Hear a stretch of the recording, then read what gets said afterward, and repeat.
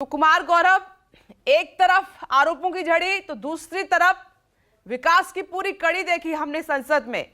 तो बीजेपी विकास के मुद्दे पर फोकस कर रही है, विपक्ष के आरोपों को किनारे करके।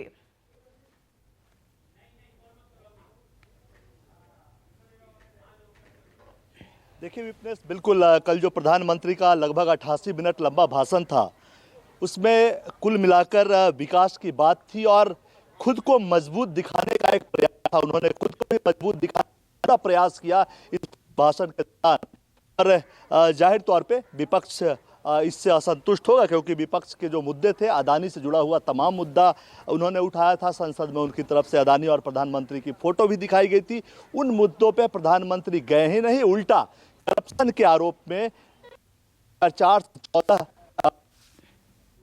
अगस्ता वेस्टलैंड समेत तमाम घोटाले के आरोप लगे। प्रधानमंत्री ने अपने भाषण में पूरी तरह से, देखिए प्रधानमंत्री के पास दो रास्ते थे, चाहे तो वो राहुल गांधी के बयान पे जाकर सफाई देते और अमूमन एक मजा हुआ राजनेता विपक्षी के जाल में नहीं फंसता, और प्रधानमंत्री ने वही किया कि वो राहुल गांधी के द्वारा दिखाए गए जो पूरा माया जाल था वो उसमें नहीं फंसे और राष्ट्रपति के अभिभाषण पर जाकर चर्चा की, क्योंकि राष्ट्रपति के अभिभाषण में सरकार की पूरी उपलब्धियों का लेखा जोखा और आगे का प्लान था। उस मुद्दों से प्रधानमंत्री ने बात करना उचित माना और वही मुद्दा उन्हें सूट भी करता था, क्योंकि लगातार जो प्रयास उनकी सरकार की तरफ से किए गए हैं, कई सारे रिजल्ट जो है वो उन्होंने दिखाए। उन्होंने राहुल गांधी का नाम लिए बगैर उन पर हमला भी किया, क्योंकि राहुल गांधी प्रधानमंत्री मोदी को लगातार हमलावर रहे हैं अपनी पूरी भारत यात्रा के दौरान और संसद में भी। तो उन्होंने एक एक कर उसका हिसाब भी लिया। आपने जैसा कि खासकर जम्मू कश्मीर की बात उन्होंने की कि जम्मू कश्मीर कुछ लोग घूम कर आए हैं और झंडा फहरा कर आए हैं। 10 साल पहले वहाँ क्या स्थिति थी और आज किस बेहतर माहौल में वो झंडा फहरा कर आए हैं, और पूरे दौर में प्रधानमंत्री ने किस तरह से आतंकियों को चैलेंज करके लाल चौक पर झंडा फहराया था, ये भी उन्होंने बात की। मतलब अपने आप को मजबूत बताया, सरकार को मजबूत बताया, अपने काम को मजबूत बताया और बताया कि 140 करोड़ लोगों का आशीर्वाद है, आपको आपके आरोप इसको भेद नहीं सकते। हाँ, प्रधानमंत्री ने जैसे ही 130-140 करोड़ लोगों का नाम दिया, इसका सीधा मतलब ये है कि प्रधानमंत्री ने ताल ठोक दिया है इस सत्र में ही कि आइए 2024 में लोकसभा चुनाव में मिलते हैं मैदान में और वहां देखते हैं कि किसका मेरे काम में ताकत है या आपके आरोपों में दम है। तो ये प्रधानमंत्री ने कहा है। प्रधानमंत्री के पास दो ही रास्ते थे, जैसा कि मैंने बताया, राहुल गांधी के बयानों में वो नहीं गए और सीधे तौर पे यहाँ उन्होंने अपने काम की बात की, अपने आप को मजबूत दिखाया और यूपीए सरकार के दौरान के तमाम करप्शन को भी याद दिलाया। दूसरी खास बात यह है कि अभी 9 राज्यों में विधानसभा चुनाव भी है 2023 को, जिसे 24 का सेमीफाइनल कहते हैं। और वैसी स्थिति में जो राहुल गांधी ने जो सवाल उठाया था, वैसे ही सवाल 2011 यानी यूपीए सरकार के दूसरे कार्यकाल में बीजेपी उठाती थी।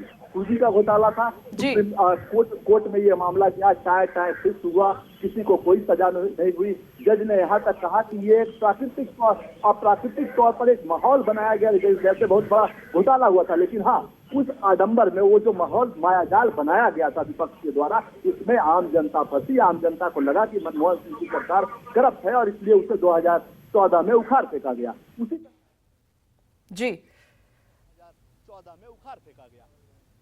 जाति राज्यों में जहां चुनाव होगा, इन तमाम मुद्दों को, क्योंकि उन्होंने ये कहा, राहुल गांधी ने कल ये कहा कि उन्हें प्रधानमंत्री ने जवाब नहीं दिया, तो जाहिर सी बात है जब जवाब नहीं मिलता तो जनता की अदालत में जाएंगे, जो कि सबसे बड़ी अदालत है।